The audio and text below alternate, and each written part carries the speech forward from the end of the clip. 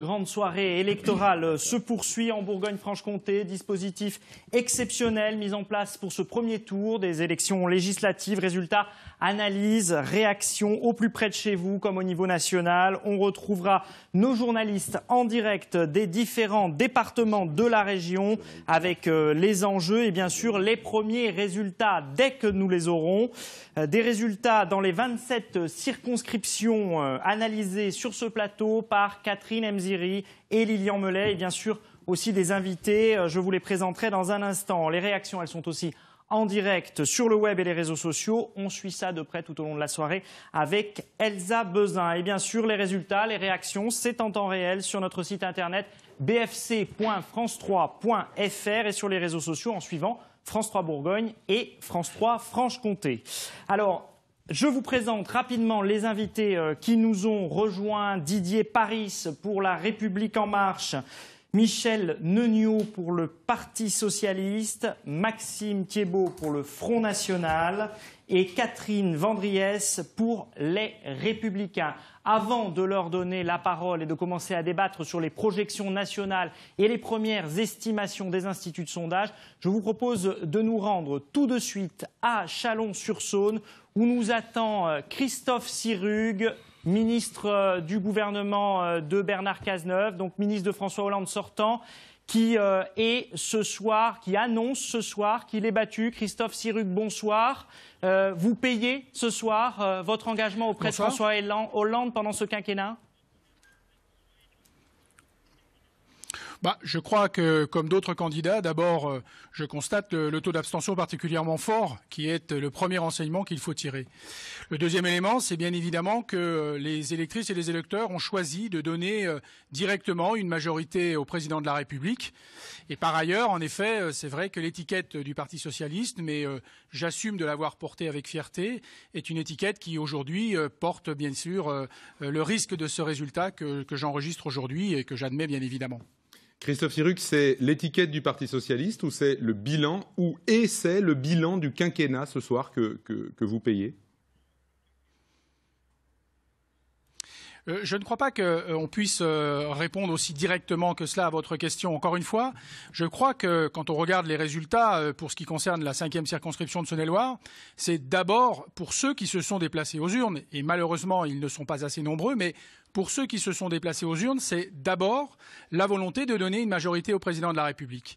Et je crois que c'est cet élément-là qu'il faut prendre en compte. Par ailleurs, bien sûr, il est vrai que le score de la France insoumise, qui est relativement important, fait qu'il n'y aura pas de candidat de gauche à cette élection du 18 juin prochain. Et c'est bien sûr un élément de préoccupation pour des gens qui, comme moi, sont des gens de gauche, je le revendique comme tel, qui portent des valeurs et qui, ce soir, font cet amer constat. On n'a pas parlé de chiffres. Est-ce que vous avez des chiffres à nous donner sur cette 5e circonscription de Saône-et-Loire ? Vous nous avez dit vous-même que vous étiez éliminé. Est-ce que vous avez des chiffres ? Écoutez, non, les chiffres dont je dispose sont trop incertains. Néanmoins, la tendance est forte. Vous savez comme moi que pour être au deuxième tour, il faut faire 12,5% des inscrits, ce qui est loin du score que je réalise. Donc, à l'évidence, ce seront les deux premiers qui seront en possibilité de concourir au deuxième tour et je ne serai pas parmi ces deux premiers. Christophe Sirugue, un mot sur le deuxième tour. Est-ce que vous avez d'ores et déjà un appel, un souhait pour ce deuxième tour ?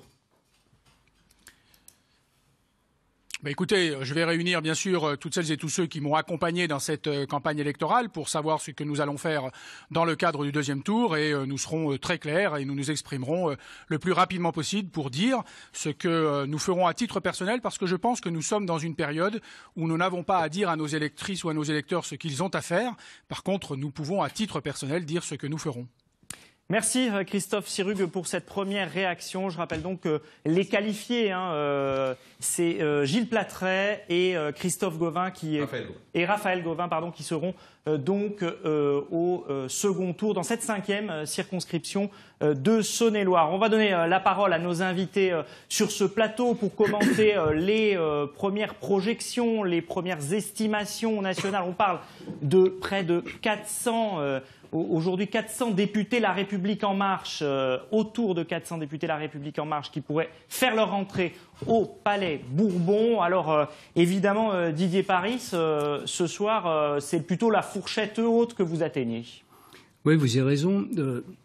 Je regrette, comme vient de le faire Christophe Sirugue, le taux d'abstention, parce que malgré tout, on pouvait espérer, et dans la campagne que les uns et les autres nous avons menée, nous avons cru sentir une vraie envie politique de nos concitoyens. Donc on pouvait espérer un meilleur résultat au plan de l'abstention. C'est ainsi, ce que je retiens en tout cas, c'est que clairement les Français ont du bon sens. Ils ont souhaité confirmer le choix qui avait été fait à l'élection présidentielle, et par ailleurs ils nous ont montré clairement leur envie de renouvellement, leur envie de recomposition, leur envie de remettre la France en mouvement, et ça ne peut être pour les candidats d'En Marche qu'une satisfaction. Un mot tout de même, on vient d'entendre Christophe Sirugue, c'était quelqu'un qui n'était pas forcément très éloigné des positions d'Emmanuel Macron, qui avait lui-même été dans le gouvernement précédent. Est-ce que vous n'avez pas du regret, finalement, vous, En Marche, de peut-être faire partir ce type d'élu? Oui, sans doute, Christophe Sirugue est un élu de valeur. Il l'a montré récemment dans son parcours ministériel. Néanmoins, les Français ont besoin de choses claires. Le président de la République a montré une logique. Il avait besoin d'une majorité large sur un programme qui lui-même comporte 120 mesures environ, qui a été le résultat d'un long travail de préparation. 30 000 Français ont été vus, 500 experts. Je veux dire, à un moment, il a fallu que les uns et les autres se positionnent. Et finalement, le programme d'Emmanuel Macron, autour duquel les gens d'En Marche se sont retrouvés, c'est un programme qui est devenu l'axe central.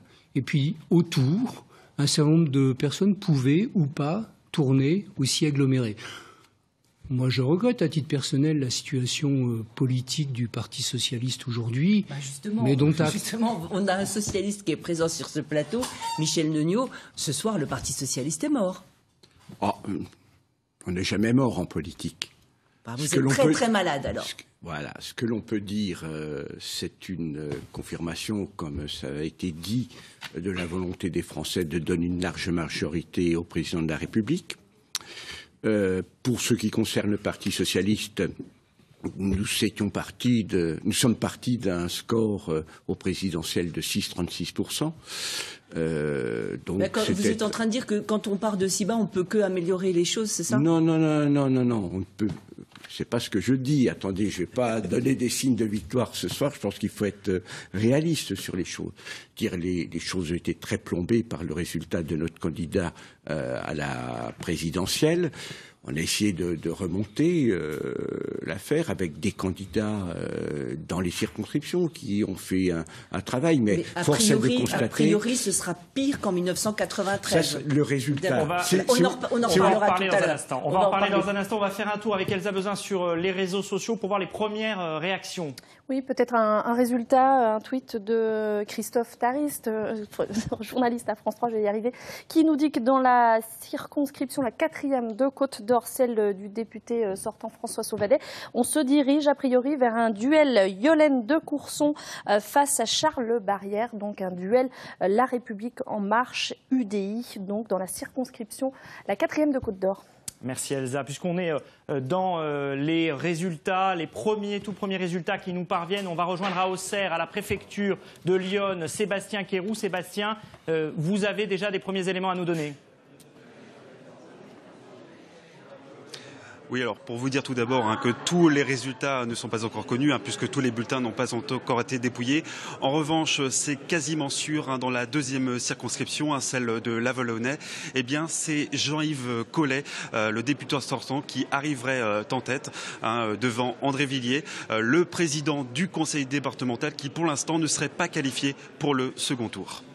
Merci Sébastien pour ces précisions. Je vous propose de retrouver en duplex Gabriel Amar de la France Insoumise qui est avec nous de Lons-le-Saunier. Bonsoir, merci d'être avec nous. On donne des résultats autour de 12% pour la France Insoumise ce soir. Vous êtes bien loin du score de Jean-Luc Mélenchon à la présidentielle. pour une force qui s'est créée il y a 1 an et demi, qui n'est pas un parti politique, mais un mouvement, un réseau de citoyens, c'est une belle avancée. Et puis ici, dans le Jura, nous avons la satisfaction dans la première circonscription d'être vraisemblablement à 14%, étant en tête du camp des humanistes et des écologistes. Et puis surtout, la grande satisfaction d'avoir battu le Front National qui est derrière nous. C'était pour nous aussi un objectif, faire reculer l'extrême droite dans cette élection. Oui, Gabriel Amar, on a entendu tout à l'heure Christophe Sirugue, donc l'ancien ministre de François Hollande qui est battu et qui dit que la France insoumise fait qu'il n'y a pas de représentants de gauche au 2e tour. Comment vous réagissez à ces propos ? Écoutez, depuis le début, nous avons annoncé par la campagne présidentielle qu'il y aura une seule élection présidentielle et législative. Nous avons un programme cohérent, nous sommes en dehors des partis politiques traditionnels. Nous proposons au peuple de se fédérer pour en finir avec l'oligarchie, les gens qui prennent la politique pour un jeu ou des affaires ou des logiques de captation du pouvoir pour eux-mêmes. On le voit en ce moment même parmi le gouvernement. Donc non, nous sommes cohérents et personne n'a été pris en traite. La France insoumise ne participe pas aux combines avec les partis politiques traditionnels. Merci Gabriel Amar de cette première réaction en direct de Lons-le-Saunier. On va tout de suite se rendre à la préfecture de région à Dijon où nous attend Emmanuel Pinsonneau avec des résultats du côté de la Côte d'Or. Emmanuel. Oui, dans la 4e circonscription, tout d'abord, Yolène de Courson pour La République En Marche serait élue dès le premier tour avec 13,8% des inscrits, 25% des suffrages exprimés. Les autres candidats ne pouvant pas se maintenir pour ce second tour. Et puis dans la 5e circonscription, même schéma pour le candidat de La République En Marche, Didier Paris, qui obtient 37% des suffrages exprimés. Devant le divers droite Hubert Poulot, 24%, et le candidat du Front National, René Lioré, 17% des suffrages exprimés. Merci pour ces premières informations. Emmanuel Pinsonneau depuis la préfecture de région. Lilian Melet, une précision. Ouais, petite rectification. En fait, il y aura bien 2 candidats au 2e tour. Dans ces 2 circonscriptions, il n'y a bien sûr pas d'élu au 2e tour. Le niveau n'est pas atteint. Et de surcroît, la participation étant faible, la chose n'est pas possible. On fait quand même remarquer qu'on est là. Si ça se confirme, dans 2 circonscriptions qui étaient les circonscriptions de droite de Côte d'Or. La 4e, on va le redire, c'était la circonscription de François Sauvadet, qui est à droite depuis que ces circonscriptions ont été découpées. Et puis la 5e, un petit mot quand même, c'était celle d'Alain Suguenot, maire de Beaune, mais ça a aussi été celle de François Patria, très proche conseiller d'Emmanuel Macron, par le jeu des alternances politiques à une certaine époque. Alors on va donner la parole à Catherine Vendriès pour les Républicains, puisque selon les estimations au niveau national, les Républicains arrivent en 2e position en termes de voix. Alors évidemment, ça ne dit pas tout de la projection en siège qu'on saura en fin de soirée, mais Catherine Vendriès, une réaction. La première réaction, c'est que malgré tout, on consolide une base électorale. Donc évidemment, on ne peut pas satisfaire d'un résultat relativement médiocre. Mais ça veut dire que la base électorale des Républicains, malgré aussi les élections présidentielles, est relativement maintenue et se comporte plutôt bien. Moi, la vraie question ce soir, c'est l'absence de débat, je trouve, sur les vrais problèmes à la fois sociétaux et de politique en France, et l'absence de clarté d'En Marche. Je vais vous donner 2 sujets très importants à mes yeux. Le premier sujet, c'est le sujet de la sécurité et du maintien de l'état d'urgence. Notre parti a eu des positions extrêmement claires sur les positions, par exemple, sur la majorité pénale ramenée à 16 ans. C'est des positions qui seront présentées par nos parlementaires. Moi, je voudrais aujourd'hui avoir des positions d'En Marche sur ce sujet. Et le deuxième sujet important, qui est la défense du pouvoir d'achat. Déjà, notre groupe parlementaire a déjà indiqué qu'il y aurait une proposition de loi sur la défiscalisation des heures supplémentaires. C'est un vrai niveau et un vrai outil de maintien du pouvoir d'achat pour tous les salariés. Ce n'est pas les propositions retenues par En Marche.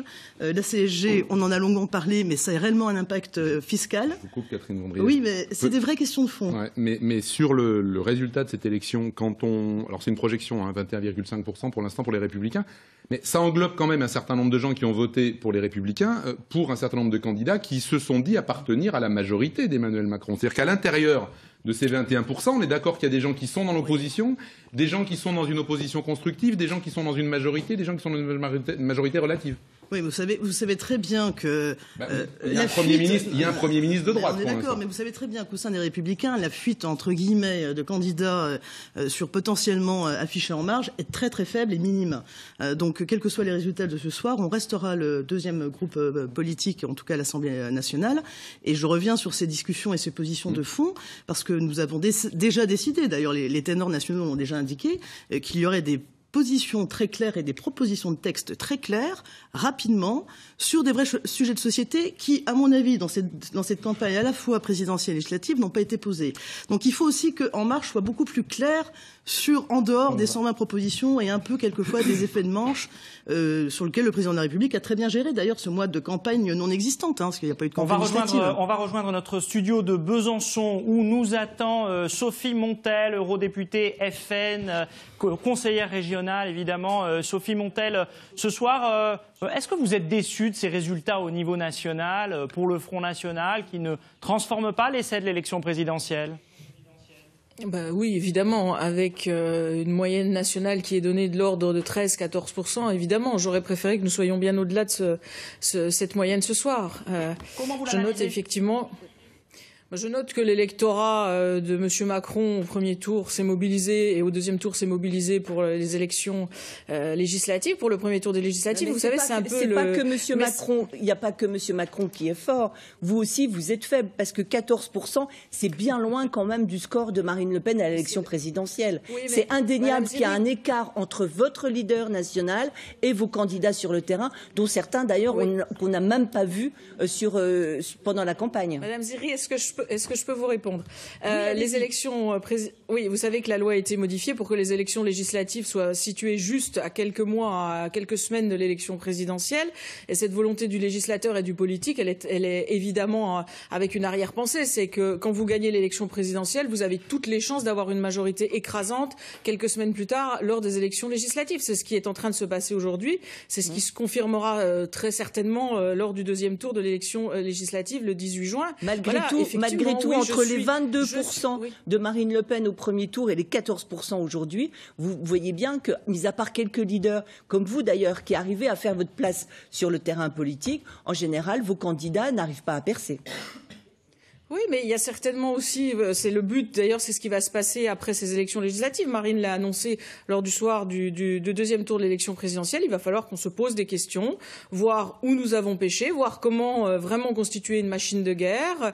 Moi, c'est vrai que je suis déçue ce soir. Je suis déçue. Je considère qu'un certain nombre de nos électeurs et des électeurs qui ont voté à l'élection présidentielle ne se sont pas déplacés. Je le regrette. Je regrette qu'un certain nombre de nos compatriotes aient préféré passer l'après-midi devant un bon barbecue sous le soleil plutôt que d'aller prendre 5 minutes de leur temps pour aller glisser le bulletin de vote du Front National dans l'urne. Mais bon, je ne peux que le constater. Maintenant, il va falloir que, effectivement, nous allions de l'avant et que nous refondions notre mouvement et que nous allions, parce qu'il y a aujourd'hui un véritable, il y a plus de droite, il y a plus de gauche, on le voit bien. C'est vraiment le camp des mondialistes contre le camp des patriotes. Donc, il va falloir qu'on s'organise pour être beaucoup plus efficace, pour aller de l'avant.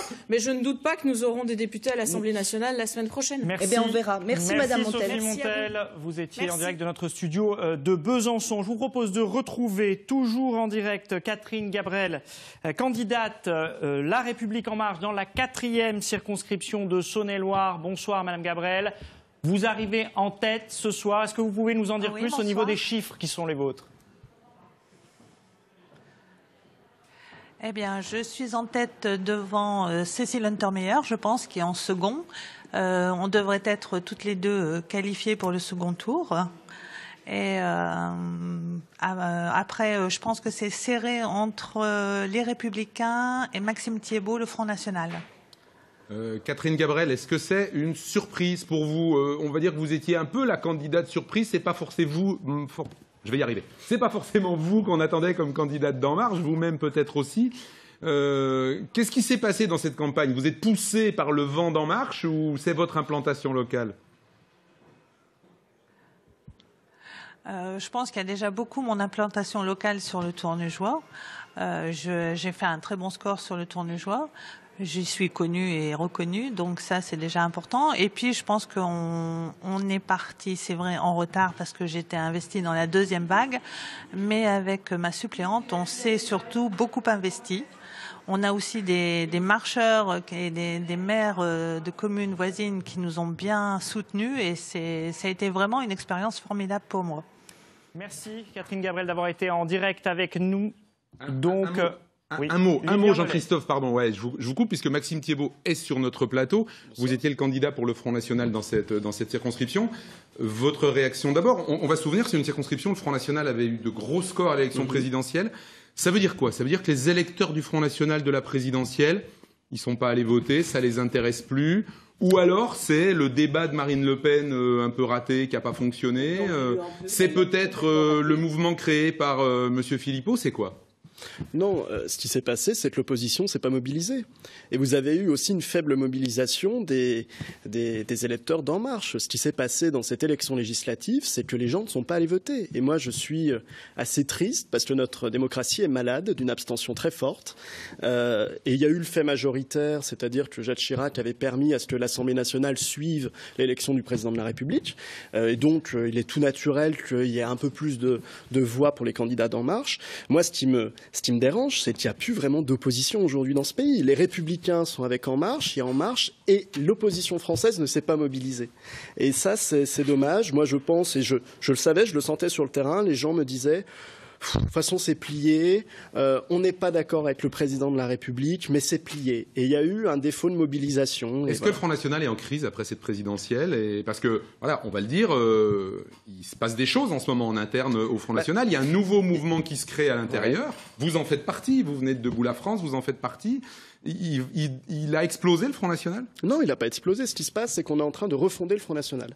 On est en train de refonder l'opposition à M. Macron, une opposition patriote face au mondialiste qui s'appelle M. Macron. Et ce qui est dommage ce soir, et elle a raison, Sophie, c'est qu'on aurait dû avoir une mobilisation de notre électorat qui aurait dû espérer créer une vraie opposition à Macron, et ça n'a pas été le cas. Donc j'ai une petite déception. Je ne sais pas mon score. Ouais, c'est ça, on allait vous le demander, mais vous êtes ici. Donc... Je suis ici, je ne sais pas mon score. Mais voilà. Je crois que Catherine Vendriès, pour les Républicains, vous laisse exprimer suite à ce que vient de dire Maxime Thiébaut, et puis ensuite on ira voir du côté d'Internet ce qui se passe. Oui, parce que l'intervention de M. Thiébaut, elle ressemble beaucoup à celle qu'on retrouve au Conseil régional, mais on ne peut pas nier le résultat d'En Marche ce soir, évidemment, et je pense que personne ne le fait ce soir. On a une résistance réelle des Républicains qui ne s'effondre pas dans les résultats comme le Front National le manifeste aujourd'hui. Je voulais juste terminer, monsieur. Ce qui veut dire aussi qu'il y a maintenant, parce qu'on va attendre le deuxième tour de dimanche, mais il y a un vrai débat de société sur des vraies positions en termes de fiscalité, de sécurité et de pouvoir d'achat, qu'il va falloir que, entre autres En Marche, éclaircissent toutes ces positions. Je vous coupe, Catherine Vendriès. Et on a une position très claire sur ces sujets-là. Parce que la République, avant de s'exprimer encore, on va rejoindre dans un instant Damien Meslot, le député sortant et maire de Belfort. Mais d'abord, on va rejoindre Elsa Bezin pour un tour sur le web. Oui, cette République En Marche qui serait loin devant. Regardez ce message de Marien Lovicki, qui est conseiller municipal Modem et qui écrit, vous le voyez, Côte d'Or strike. Voilà. Merci Elsa. On va tout de suite se rendre à Belfort où on va retrouver Damien Meslot, député sortant et maire de la ville, Les Républicains. Damien Meslot, vous n'étiez plus candidat à cette élection. Par contre, vous souteniez un poulain. Et puis, en face de vous, il y avait un centriste qui est un ennemi de longue date, si je puis dire. Aujourd'hui, est-ce que vous avez ce soir, à 7 heures, des premiers résultats ? Oui, tout à fait. Actuellement, les résultats définitifs de la circonscription donnent La République En Marche en tête avec 31. Devant nous, autour de 24%. Donc on s'achemine vers un duel entre La République En Marche et Yann Boucard, le candidat des Républicains, qui fait un très bon score pour son premier parcours électoral et par rapport aux sondages nationaux, nous sommes 2 points au-dessus de la moyenne nationale de nos candidats. Donc il va y avoir un deuxième tour ouvert en duel entre La République En Marche et Yann Boucard. Damien Meslot, vous contentez d'un 24% sur votre circonscription, sur votre ville Belfort. Est-ce que c'est pas quand même un petit peu faire, j'allais dire, comment c'est l'expression, mauvaise fortune, bon cœur? Parce que franchement, c'est pas bon, quoi. Catherine, il y a une vague d'En Marche ce soir, donc j'aurais préféré évidemment que les résultats soient inversés, je ne vous le cache pas. Le résultat n'est pas exceptionnel, mais par rapport à ce qui se passe, nous résistons et nous allons préparer le deuxième tour, parce que vous savez, c'est comme dans les matchs de foot, si vous suivez ce show, des fois, dans les dernières minutes, on prend des buts qui inversent le résultat. Donc nous allons nous battre maintenant, parce qu'il y a des réserve de voix, il y a beaucoup d'abstentionnistes et on va regarder les reports qui sont possibles de notre côté. Nous pensons que La République En Marche a fait le plein au premier tour et nous allons nous battre pour le deuxième tour, mais vous l'avez noté, nous sommes deuxième. Guillaume Mollet. Non, c'était pour. Merci beaucoup, Damien Mesto. Merci d'avoir été avec nous en direct de Belfort. Vous voulez nous donner des résultats, Lilian? En fait, oui. Emmanuel Pinsonneau l'avait évoqué tout à l'heure à la préfecture de Côte d'Or, 4e circonscription de Côte d'Or, Montbard, Châtillon et Yolène de Courson, la candidate d'En Marche, est en tête devant l'UDI Charles Barrière. Deux remarques sur cette circonscription. À la présidentielle sur cette circonscription, c'est Marine Le Pen qui était en tête au premier tour de la présidentielle avec 26,5% sur cette circonscription. Sylvie Beaulieu n'est qu'en 4e position. Et puis une autre remarque, il y avait deux candidats de droite, Charles Barrière qui avait l'investiture UDI-LR et Hubert Brigand, le maire de Châtillon. Il n'y a que 33 voix d'écart entre les deux candidats d'après ces résultats, ce qui veut dire qu'on n'est peut-être pas au bout de nos peines sur d'éventuelles contestations. Un mot là-dessus. Pour ne rien vous cacher, on avait parlé avec François Patria il y a quelques jours, qui prenait l'exemple de la Côte d'Or, qui disait « En Marche gagnera probablement 3 circonscriptions. Si on en gagne 5, si on les gagne toutes, ça veut dire qu'il y aura une vague nationale très forte. » C'est ça qui est en train de se passer. C'est pas une vague, c'est beaucoup plus qu'une vague. C'est un tsunami. Si c'est une question, j'y réponds positivement. Okay, oui, clairement. La 5e circonscription, Emmanuel Macron est arrivé en 3e position au premier tour. Et une circonscription, vous l'avez dit, François Patria en a été l'élu, mais il y a déjà un certain temps, elle était quand même très bien tenue par la droite. Candidats de droite qui ont fait une campagne particulière, je dirais un peu recto verso entre deux candidats, pour faire simple. Et moi, je considère qu'il y a une vraie poussée. Si vous permettez quand même un mot pour répondre à Madame Vendrière, c'est que je trouve le pouvoir d'achat et la sécurité. Attendez, je trouve quand même un peu étrange ce soir de contester à La République En Marche une part de la clarté de son programme. Rappelons-nous, et c'est quand même récent, que la présidentielle s'était axée sur un programme tout à fait particulier, moi je qualifie de casse sociale absolument clair, et qu'il est quand même extrêmement compliqué pour un électeur, même qui s'y intéresse, de retrouver les éléments d'évolution de ce programme et les points de fixation de ce programme. J'aurais tendance à dire que c'est pareil pour le Front National, puisque mon voisin de gauche le contestera sans doute, mais l'ensemble du programme du Front National était basé sur la sortie de l'Europe et de l'euro. C'est faux. Aujourd'hui, c'est faux, il y avait un programme de société. Pardonnez-moi, vous répondrez. Oui, je vous réponds. Cette sortie n'a pas eu lieu. C'était quand même 70% du programme qui était basé sur le financement de ce programme qui était basé sur ce terrain-là. N'ayant pas eu lieu, on peut légitimement se demander où est une tour de passe-passe. La somme sortie actuelle, c'est celle de Philippot prévue. Pour les Républicains, l'ensemble du programme des Républicains, à ma connaissance, c'est 25 milliards d'euros de delta. Où seront les points de TVA, où auraient été, plus exactement, et heureusement nous allons peut-être parler au passé si le deuxième tour confirme ce mouvement, ce que je souhaite, où aurait été la situation financière exacte de la France dans ces conditions. Didier Paris, on va écouter, si vous le voulez bien, un autre soutien d'Emmanuel Macron. C'est le président socialiste du conseil départemental de Haute-Saône, Yves Crattinger. Bonsoir, en direct de Vesoul. Yves Crattinger, ce soir c'est la débâcle du Parti socialiste. Est-ce que vous avez l'impression d'y avoir participé en soutenant Emmanuel Macron? J'entends pas là. Est-ce que vous avez l'impression d'avoir participé à la débâcle du Parti socialiste en soutenant Emmanuel Macron?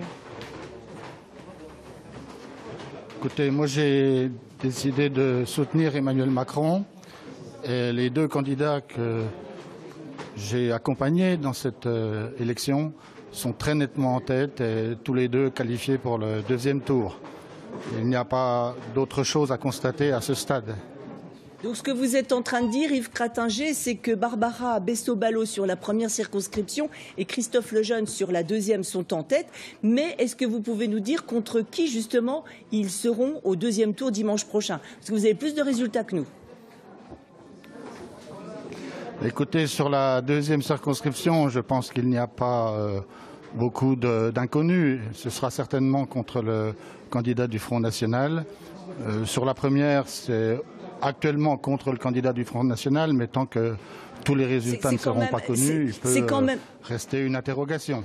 C'est quand même extrêmement significatif que dans votre département, donc où vous tenez le département depuis très longtemps, il y ait des candidats En Marche contre des candidats Front National. Ça veut dire que la droite classique a complètement disparu du paysage ?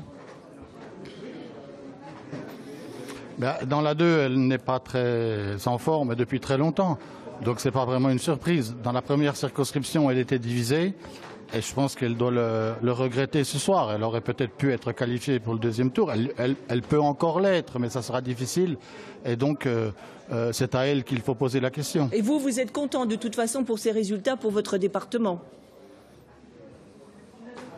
Écoutez, moi j'ai fait un choix. Il a été au début difficile à comprendre par mes partenaires. Et ensuite, la plupart d'entre eux sont venus sur la même position que moi. Ce soir, nous sommes très contents de ce résultat de premier tour. Il y a eu mobilisation de la plupart de nos amis en faveur des candidats En Marche. Et tout reste à faire quand même pour le deuxième tour. Il faut continuer à rassembler les électeurs. Il faut continuer à... Merci Yves Cratinger d'avoir été en direct avec nous depuis Vesoul. Lilian Melet, on fait un point sur les résultats qui nous parviennent, d'autres résultats. Donc on vous l'a dit tout à l'heure, la 4e de Côte d'Or, la candidate d'En Marche en première position devant l'UDI LR Charles Barrière. 5e circonscription de Côte d'Or, la vôtre, Didier Paris. Vous êtes en tête avec 37,15 devant le candidat de droite Hubert Poulot. Et puis 3e circonscription de Lyon. Ce résultat, nous ne l'avions pas encore. Et c'est la candidate En Marche, Michel Crouzet. La 3e de Lyon, c'est le nord de Lyon, là où le Front National a réussi ses plus gros scores à la présidentielle en Bourgogne. C'est la candidate En Marche, Michel Crouzet, qui arrive en tête avec 28,6 devant Julien Audoul, conseiller régional Front National en 2e position.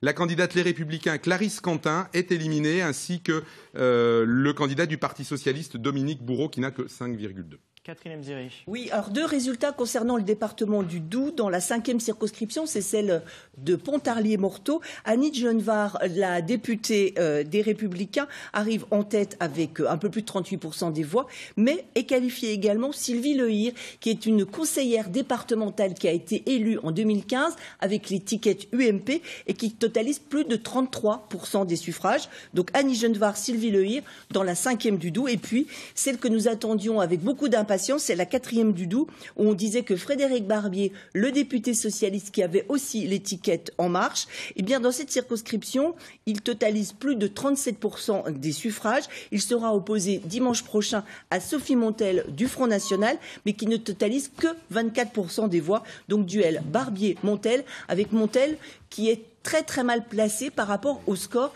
qu'elle avait réalisé en janvier 2015. J'ai envie de poser une question à Michel Legnaud, parce que Yves Cratinger ne m'a pas répondu il y a un instant, mais est-ce que vous avez l'impression que les socialistes comme Yves Cratinger qui ont soutenu La République En Marche ont participé à la débâcle de vos résultats ce soir, à la débâcle du PS ce soir? Je pense ça va être dur à dire, parce que Marie-Guilde Dufay, la présidente de région, oui. Est-ce que vous leur en voulez? Est-ce que vous leur en voulez?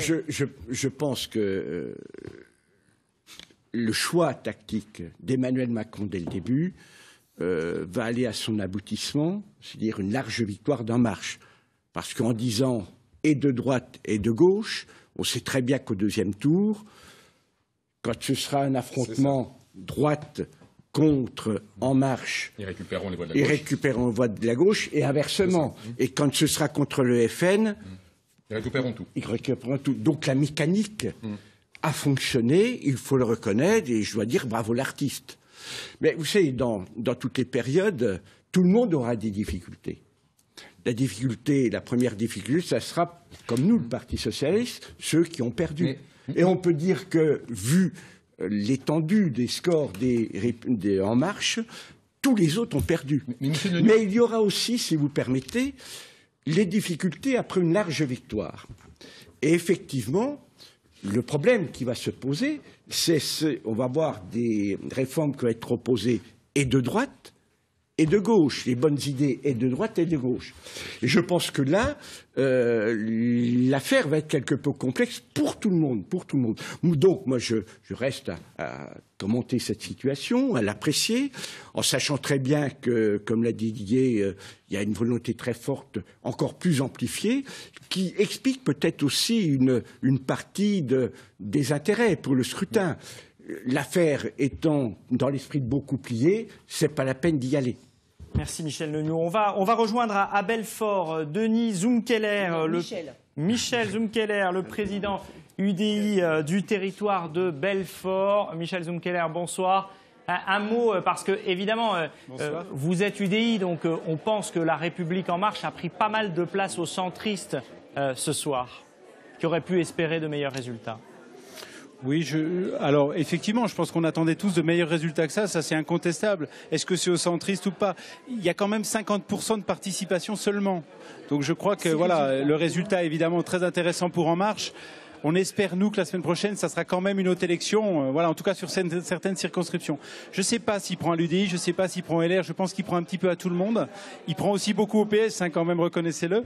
Donc voilà, on va voir un petit peu ce qui se passe. Il reste une semaine. Michel Zumkeller, comme on n'a pas les résultats de votre circonscription, est-ce que vous êtes qualifié pour le deuxième tour et contre qui? Est-ce que c'est Bruno Kern de La République En Marche? Oui. Alors, vous êtes devant ou pas? Voilà, Non, il est devant. Il est devant à 29 et je suis à 24, quelque chose comme ça. Ouais. Donc c'est difficile quand même, 24% pour un député sortant.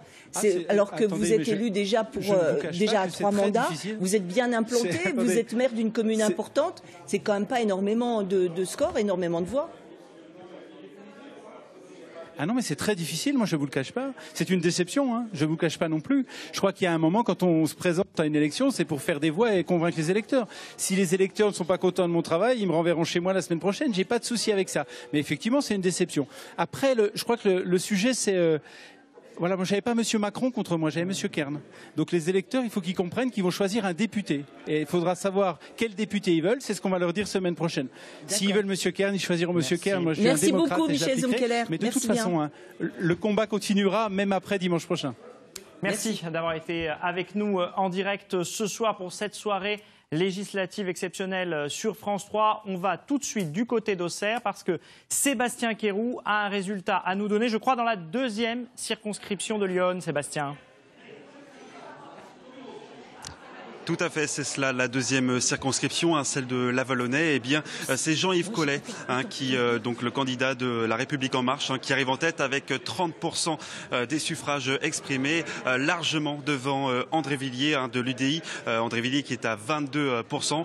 Il y aura donc bien un second tour, La République En Marche UDI au second tour. Voilà donc dans la deuxième circonscription de Lyon. Pardon. Merci Sébastien, en direct d'Auxerre. Catherine Emziri, pour des résultats en Franche-Comté. Oui, tout d'abord dans le Jura, la deuxième circonscription, c'est celle de Saint-Claude. Marie-Christine Dallot, députée sortante, est en ballottage. Elle a totalisé un peu plus de 29% des voix. Et la Tannone, la candidate de La République En Marche, Anne Pro-Grosjean, qui totalise plus de 27% des voix. Donc il va falloir voir comment se comportent, par exemple, les électeurs de la France Insoumise, ceux de Julie Lançon, qui a totalisé plus de 12% des suffrages. Et puis, dans le Doubs, dans la troisième circonscription, celle de Montbéliard-Ouest, ballottage favorable pour Denis Sommer, ex-socialiste, candidat de la France En Marche. Il totalise presque 34% des voix devant le candidat des Républicains, Frédéric Cartier, maire de Sensé, avec un peu plus de 25% des voix. On retrouve ces deux hommes au deuxième tour dimanche prochain. Lilian Mollet. Un petit mot pour compléter ce que disait Sébastien Quéroux sur la deuxième circonscription de Lyon. On va rappeler que Jean-Yves Collet, c'est un des premiers parlementaires socialistes à avoir rejoint Emmanuel Macron.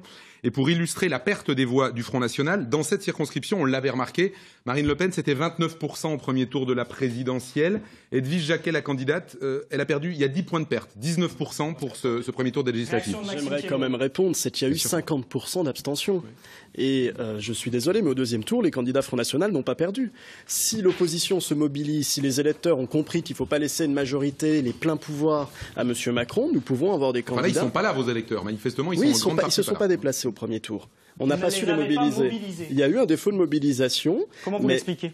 Comment on l'explique ? On l'explique par une campagne courte, on l'explique par le fait qu'il y a eu un fait majoritaire pour M. Macron, par le fait qu'on doit aussi se réformer, et on va le faire. Est-ce que vous avez rencontré des gens pendant cette campagne qui, par exemple, avaient des doutes après le débat de l'élection présidentielle dont on a beaucoup parlé sur le comportement de Marine Le Pen ? Mais Marine Le Pen, de toute façon, sur TF1, a fait son mea culpa sur le débat.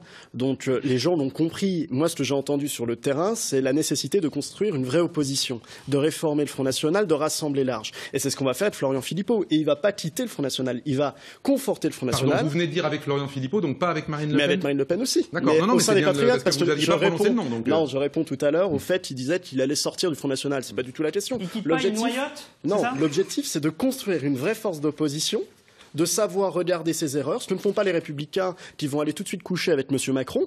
Notre objectif, c'est de parvenir à constituer une vraie opposition face aux mondialistes qui s'appelle M. Macron et qui va soumettre notre pays à des intérêts Alors, étrangers. Catherine Mandriat, je n'utiliserai pas les mêmes mots, mais est-ce que vous allez fricoter avec M. Macron ? C'est pas maintenant plus ça, quand même. En tout cas, on n'a pas d'hésitation pour savoir si on reste ou pas dans l'euro. Vous voyez, par exemple, sur des points très précis, il n'y a pas de changement. Laissez-moi terminer, monsieur. Il n'y a pas de changement de position en l'espace d'un mois de campagne électorale. Donc il y a au moins des positions claires, en tout cas sur ce sujet-là. Et sur les fricotements, je vous ai donné la réponse tout à l'heure, il n'y a pas eu beaucoup de fricotements. Attendez, beaucoup moins. Entre une personne physique, Premier ministre aujourd'hui, qui est un choix personnel et une décision qui a été prise, et la purge que vous auriez pu imaginer des Républicains, on en est loin de là. Mais au lieu de m'attaquer les uns les autres, je termine, madame, je termine. Non, excusez-moi.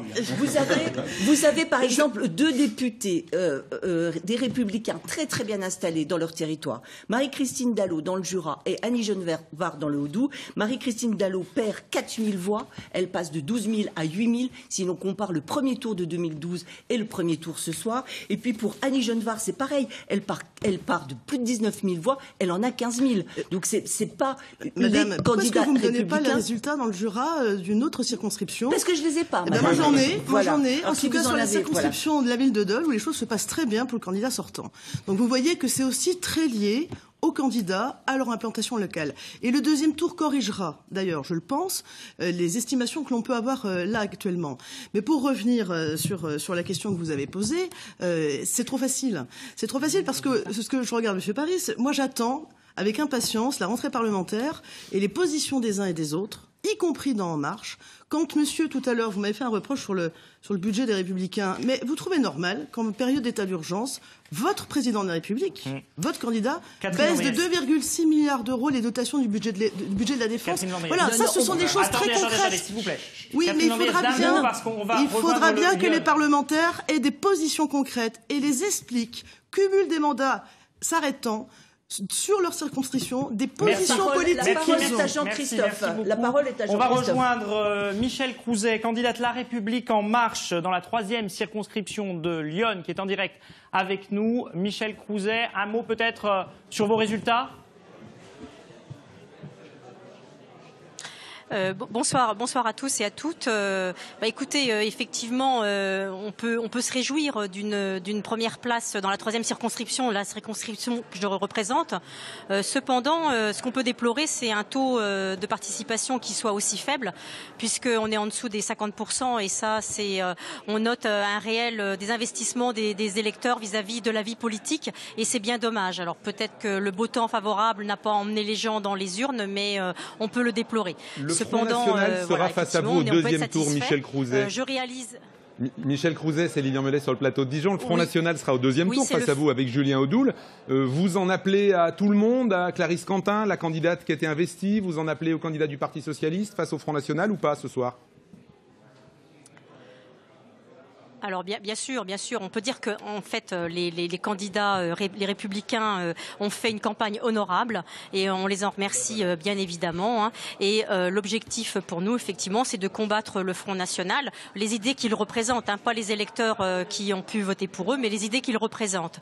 Je note que j'ai fini la République en marche a fini en tête dans pas mal de communes qui votaient jusque-là beaucoup Front National.